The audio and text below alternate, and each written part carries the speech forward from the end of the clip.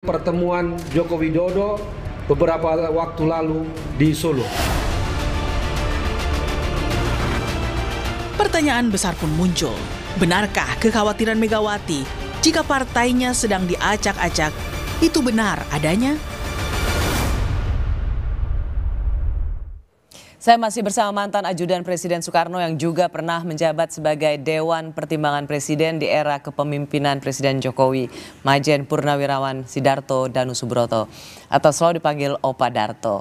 Opa Darto, kalau saya bertanya pada Opa Darto, apa memang sudah ada tanda-tanda gelagat, memang ada yang mau semacam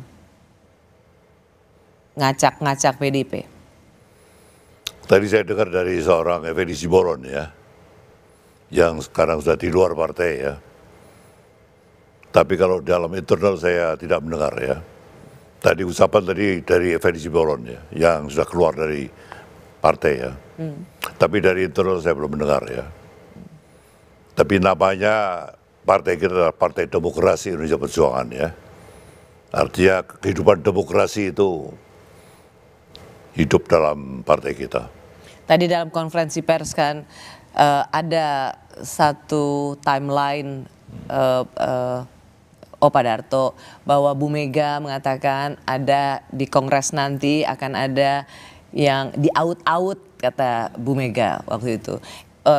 Dan kemudian dalam konferensi pers penetapan sekjen menjadi tersangka itu adalah bagian dari untuk meng-out partai, mengkonfirmasi apa yang ditengarai atau yang dirasakan oleh ketua umum. Sebagai seorang yang sudah juga sangat senior, tokoh di PDIP, apakah feeling yang sama Opa Darto rasakan juga? Ini kasus Harun Masihu kasus yang lama ya. Ini kasus yang berapa tahun? 6 tahun yang lalu ya? Ya 2019, ya betul. Pemilu kemarin. Kira-kira 6 tahun yang lalu ya. Bahwa sekarang ditimbulkan lagi itu memang hal yang jadi pertanyaan saya juga ya. Kenapa baru sekarang dari 100 kasus yang diungkap ke KPK, itu kasus ini yang sekarang dimunculkan kembali ya. Saya akan melihat nanti ending daripada hal ini ya.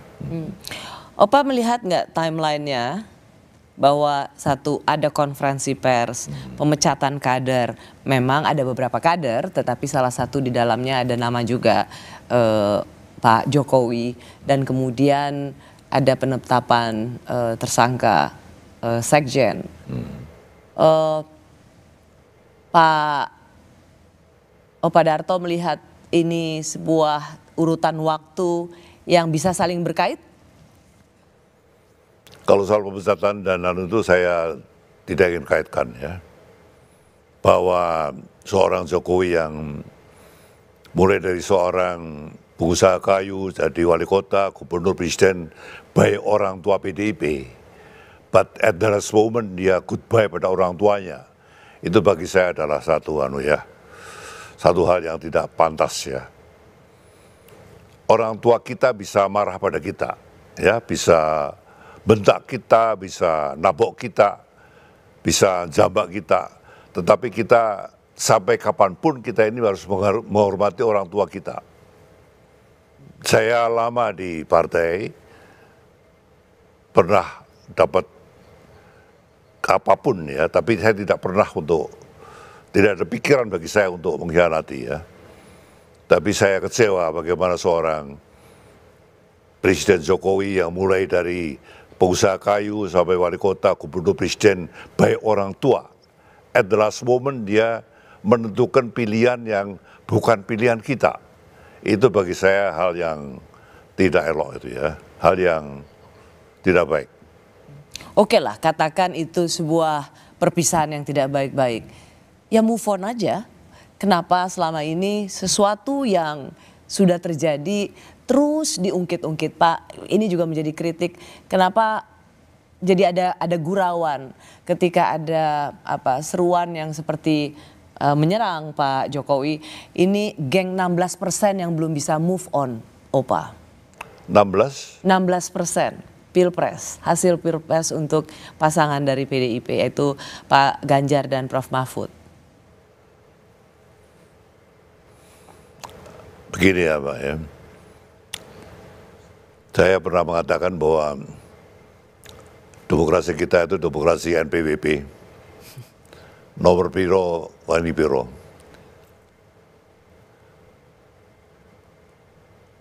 Kita negara yang income per kapita masih $4.600 ya. Bagaimana kadang-kadang di satu daerah itu menang karena penyebaran bansos dan BLT ya.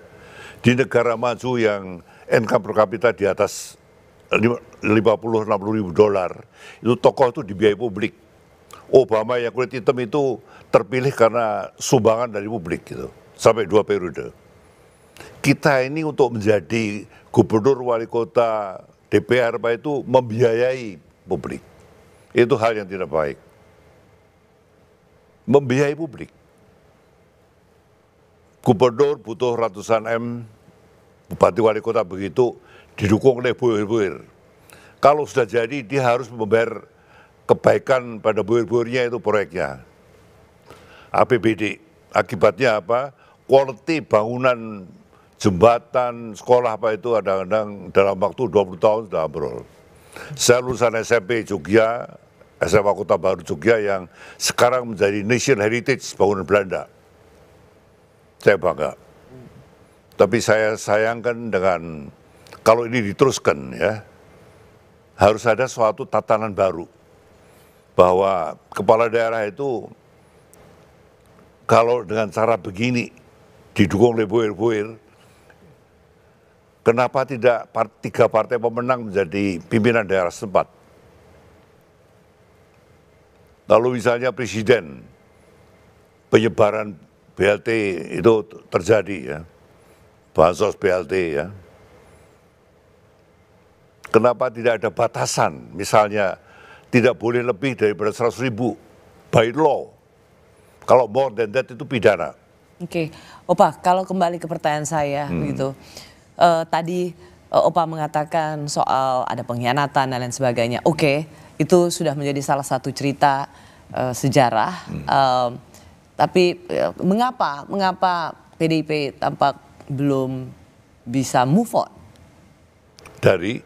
Dari apa yang dikatakan bahwa Pak Jokowi meninggalkan PDIP, ya sudah, kan sudah pisah baik-baik.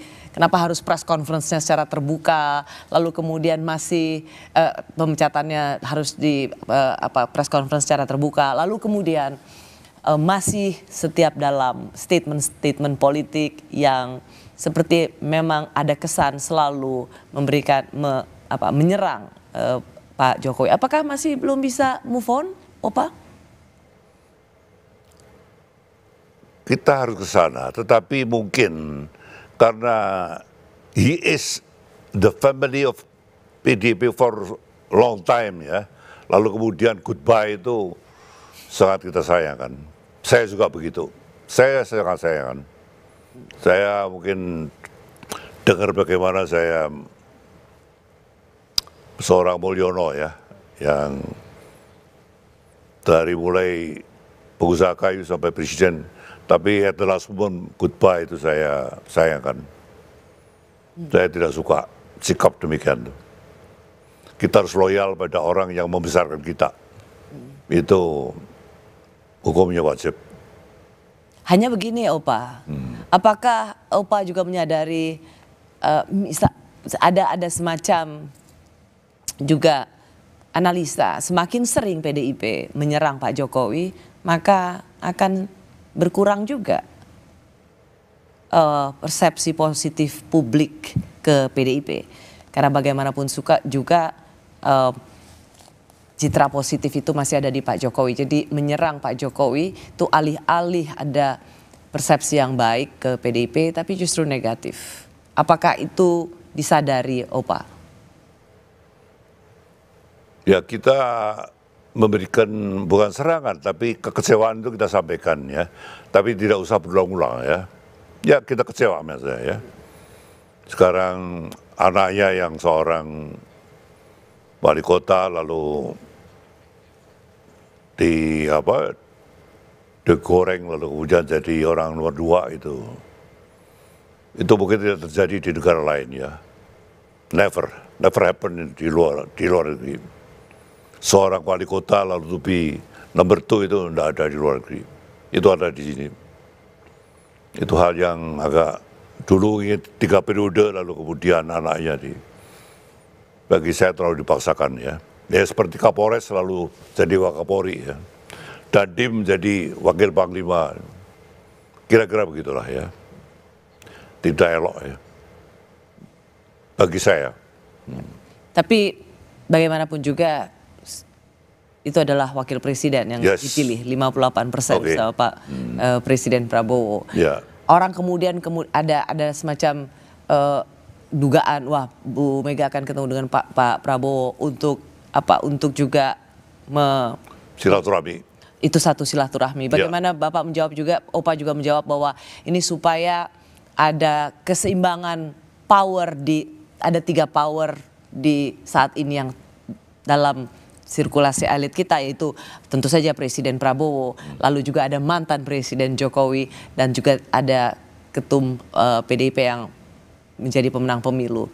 Sehingga Bu Mega ingin mengalihkan atau menyeimbangkan duet antara Presiden Prabowo dan mantan Presiden Jokowi. Itukah langkah yang ingin diambil? Saya kira hal yang berbeda ya. Kalau Jokowi adalah bekas kadernya dia, yang kemudian balik kanan ya. Kalau Prabowo adalah hal yang bukan kadernya, tapi justru ingin silaturahmi. Saya kira hal yang berbeda itu. Jadi kalau kembali Opa, saya ingin menanyakan bahwa menanyakan ulang sense politiknya Opa Darto. Kalau misalnya memang ada dugaan partai ini mau diacak-acak, di-out-out, apakah Opa melihat ini memang ada basisnya? Saya tidak begitu yakin. Tidak begitu yakin? Ya, kita lihat ke depan. Anda cukup firm bahwa Anda yakin bahwa PDIP akan di-out-out atau diacak-acak? Saya tidak begitu yakin. Kenapa? Selama ini persatuan-kesatuan di kalangan kita itu cukup baik.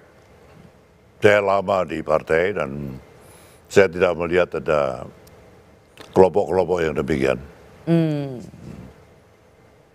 Selama internalnya kompak, Opa ingin mengatakan, maka itu serangan dari luar seperti apapun itu tidak akan mempan. Tidak akan mempan. PDIP banyak menyindir soal parcok alias partai coklat dalam pilpres dan pilkada. Apakah tudingan ini semata karena PDIP menjadi pihak yang tidak diuntungkan? Kami kembali saat lagi.